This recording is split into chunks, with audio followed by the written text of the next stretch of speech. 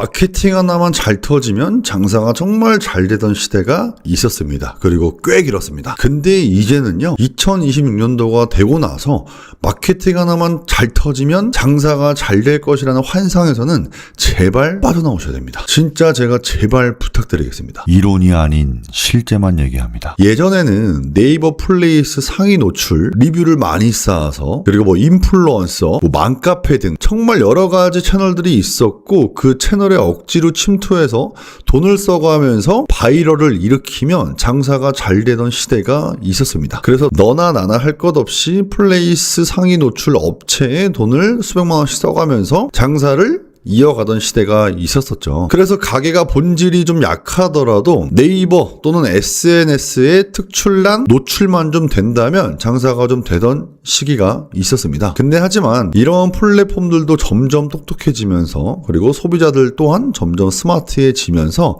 이러한 방법이 먹히지 않기 시작했죠. 네이버에서도 좀 더 양질의 컨텐츠들을 제공하기 위해서 엄청나게 강하게 제재에 들어갔고, 그리고 정말 잘하고 실제 수치가 좋은 것들을 오히려 더 밀어주기 시작했습니다. 무슨 말이냐면 정말 리얼로 장사 잘하는 데들이 더 노출이 잘 되고, 그리고 소비자들한테는 더 각광받게 되어 있고, 그리고 옛날에 돈을 써서 어거지로 순위를 끌어올려서 어거지로 노출을 잘 시켰던 가게들은 오히려 돈만 더 많이 쓰면서 고정비는 더 높아지면서 순수익은 훨씬 더 적어지는, 이러한 구조가 정말 극명하게 갈리고 있다는 점입니다. 잘 되는 가게는 더 잘 되고 안 되는 가게는 끝없이 나락으로 가고 있다, 이런 말인 거죠. 그래서 이제는요, 마케팅과 광고에 대한 공부를 당연히 꾸준히 하셔야 되지만 마케팅과 광고만 믿고 있다간 언제 망할지 모르는 게 장사입니다. 이 시대는 돌고 돌고 유행도 돌고 돌지 않습니까? 이제는 본질이 집중받는 시대가 왔습니다. 장사를 잘하려면요, 진짜 장사 잘하는 방법을 배우셔야 되고, 이 장사에 대한 본질이 무엇인지, 내가 하고 있는 음식 장사의 본질이 무엇이고, 내가 하는 업종에 대한 본질이 무엇이고, 내가 어떤 상권에 있는지 등등등, 이 장사를 잘하기 위한 방법을 정말 깊게 파고 드셔야만 합니다. 그래서 제가 항상 모든 영상에서 강조하고 있는 이 날카로움이 더욱 각광받는 시대가 왔고, 이 날카로움을 정말 잘 세우는 사람들만이 살아남을 수 있고 진정한 맛집이 될 수 있다는 거죠. 자, 그러면 이 날카로움을 오늘은 좀 더 쉽게 설명해 보겠습니다. 자, 예전에 제가 가는 맛집 중에서 이 이북식 닭 요리로 굉장히 히트를 친 집이 있었습니다. 근데 거기는요, 닭 요리가 가장 메인이면서 이 닭과 이 부추와 김치를 직접 이모가 와서 싸주셔서 먹어봐 강제로 하나씩 싸주면서 굉장히 독특한 브랜딩이 됨으로써 엄청나게 잘된 사례가 있었습니다. 이미 이 예만 들어도 상당히 날카롭죠. 한참 욕쟁이 할머니 집들이 장사가 정말 잘 되던 시절이 있었습니다. 너무 날카롭죠. 그리고 이 노포 감성만 풍기면 모든 노포 감성이 장사가 잘 된 시기가 있었습니다. 그리고 이건 지금도 먹히는 거지만 줄 서는 맛집에는, 그리고 맛집이 아니더라도 줄 서는 곳에는 항상 줄이 서 있습니다. 여기서 뭐든지 보면요, 다 임팩트가 있고 그 브랜드의 브랜딩에 포인트가 있다라는 점입니다. 그래서 우리가 장사를 할 때 어떤 장점과 어떤 강점을 소비자들이 뇌에 칼로리를 쓰지 않고 단순하게 인식시키면서 단순하게 강렬한 인상을 남길 수 있는지가 굉장히 중요하다는 거죠. 그럼 반대 얘기가 있을 수 있는 거죠. 이것도 잘하고 싶고 저것도 잘하고 싶고 음료도 잘하고 싶고 메인 요리도 잘하고 싶고 사이드 메뉴도 잘하고 싶고 배달도 잘하고 싶고, 자, 이런 가게는 어떻게 될까요? 안 된다고요. 절대 안 돼요, 진짜로. 그래서 제가 항상 말하는 이 주 타겟을 아주 뚜렵고 날카롭게 정하는 것부터 브랜딩이 시작된다 라고 말씀드렸지만, 오늘은 조금 더 다르게 얘기를 해보겠습니다. 자, 우리가 커플들을 위한 맛집인지, 그럼 그 커플들을 위한 어떤 분위기를 낼 것인지, 이것도 엄청난 메리트가 될 수 있겠죠.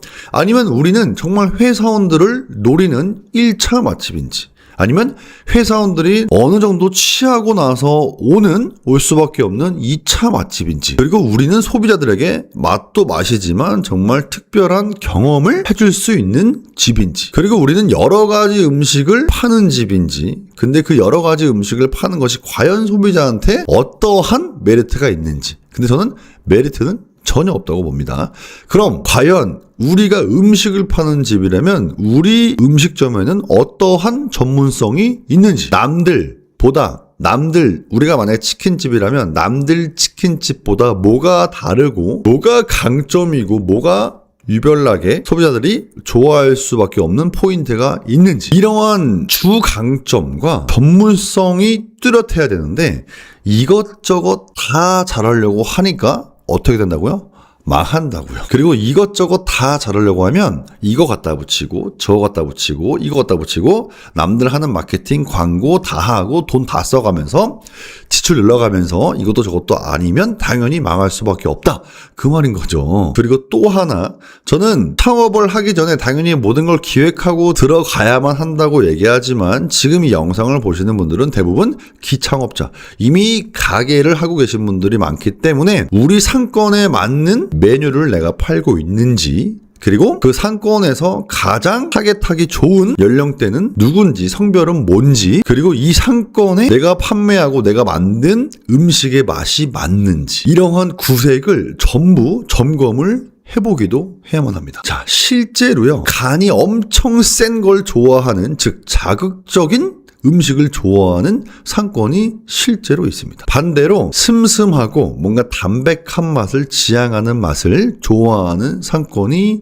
있습니다. 20, 30대 1인 가구들이 모여 사는 곳이 아무래도 전자일 확률이 높고요. 50대 이상의 시니어들이 많이 사는 곳은 후자일 가능성이 높습니다. 이런 것도 다 장사 실력에 포함된다는 얘기고, 광고와 마케팅보다도 오히려 그 전에 점검해야 할 부분이라고 제가 강조드리는 겁니다. 그리고 또 하나 알려드리면, 제가 항상 강조하는 건데요, 3개월에서 6개월은 우리가 그 동네에서, 그리고 우리가 소비자들의 팬덤을 만들기 위해선 3개월에서 6개월 동안은 꾸준하게 밀어붙이셔야 됩니다. 1, 2개월 해보고 바꾸고 1, 2개월 해보고 바꾸고 1, 2개월 해보고 바꾸면요, 그 가게는 절대 잘 될 수가 없습니다. 제가 지금 앞서 말한 순서들을 다 점검하시고 리뉴얼을 했다면 그거를 적어도 3개월에서 6개월 동안 꾸준하게 밀고 나가셔야 된다, 이 말인 거예요. 그 날카로움도 반복이 없으면 절대 잘 될 수가 없다. 그리고 소비자들이 인식하고 그 인식 안에 완전 자리매김하는 데까지가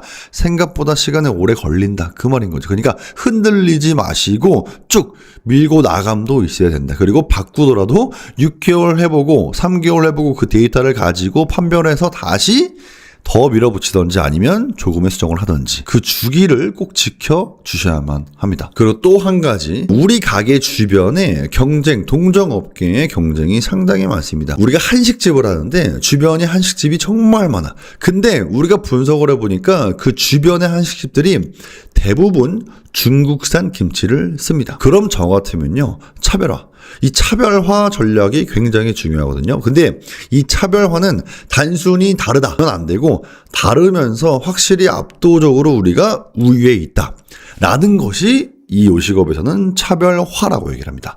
그럼 저 같은 경우에는요, 그 상권 안에서 김치를 직접 담가서 손님들한테 내어줄 것 같습니다. 그럼 이미 다른 가게들과 경쟁 우위에 있을 수밖에 없는 거고, 별거 아닌 것 같지만 손님들한테 훨씬 큰 이득을 제공하기 때문에 우리는 비교 우위에 있을 수 있다라는 것이죠.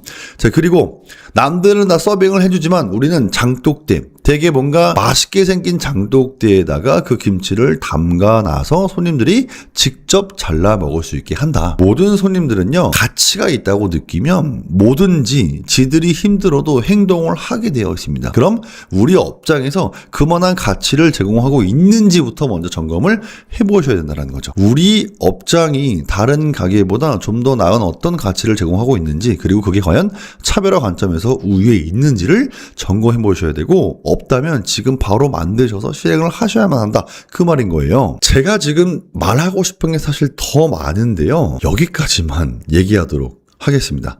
제가 항상 강조하는 건요, 장사는 운이 진짜 아닙니다. 장사는요, 70%에서 80%가 실력이고 20%에서 30%가 운입니다. 근데 7, 80%가 없이 20, 30%를 기다리고 있는 사람들이 너무나 많다라는 점이죠. 특히 요즘 같은 시대, 2026년 이후의 시대는요, 운이 더 작용하지 않는 시대입니다. 이 실력에 기반한 사람들이 운을 기다리고 이 본질을 반복하면서 매년 버티면서 매년 매니아와 팬덤과 충성 고객을 확보하는 사람들이 결국엔 이길 수밖에 없다. 그러면서 이미 충성 고객이 많은 상황인데 임계점을 넘기 위해서 캐파를 키우기 위해서 광고에 돈을 조금씩 투자하는 분들이 이길 수밖에 없는 게임이다. 즉 장사는 실력이고 장사는 날카로움이고 이젠 마케팅의 의존도가 높은 업체들은 망할 수밖에 없다라는 말씀을 드리면서 오늘 영상도 조금이나마 도움이 되셨다면 좋아요랑 구독 좀 부탁드리겠습니다. 감사합니다.